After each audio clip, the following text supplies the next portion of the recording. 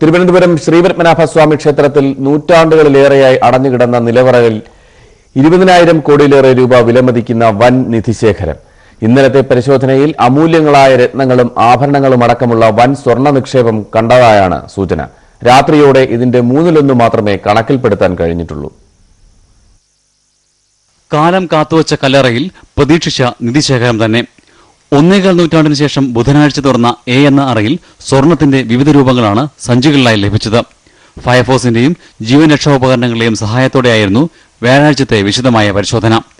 ഈ അറ 136 വർഷം മുമ്പ് ശ്രീ വിശാഖം തിരുനാളിന്റെ കാലത്താണ് അവസാനമായി തുറന്നതെന്നാണ് വിശ്വാസം. നിലവറയ്ക്കുള്ളിലെ മണ്ണ് മൂടിക്കിടന്ന നിലത്തെ കല്ലുകളിൽ അടയാളപ്പെടുത്തിയ അറകൾക്കുള്ളിലായിരുന്നു കണ്ണഞ്ചിക്കുന്ന നിധി. 2000-ഓളം ശരപ്പളിമാലകളിൽ 18 അടിയോളം നീളമുള്ള 4 മാത്രം 2.25 കിലോയോളം തൂക്കം വരും.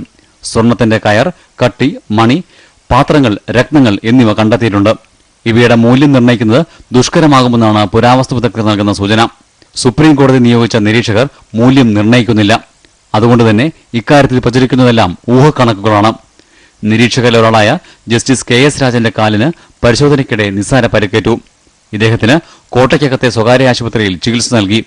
ഇനി ബി എന്ന അറയിലെ പരിശോധനയും കണക്കെടുപ്പും തുടരും. ഒപ്പം ദൈവികമായ കരുതൽ ധനത്തിന്റെ മൂല്യത്തെക്കുറിച്ചുള്ള ആകാംക്ഷയുടെയും അത്ഭുതത്തിന്റെയും നിമിഷങ്ങളും. ചന്ദ്രകാന്ത് വിശ്വനാഥ്, മനോരമ ന്യൂസ്,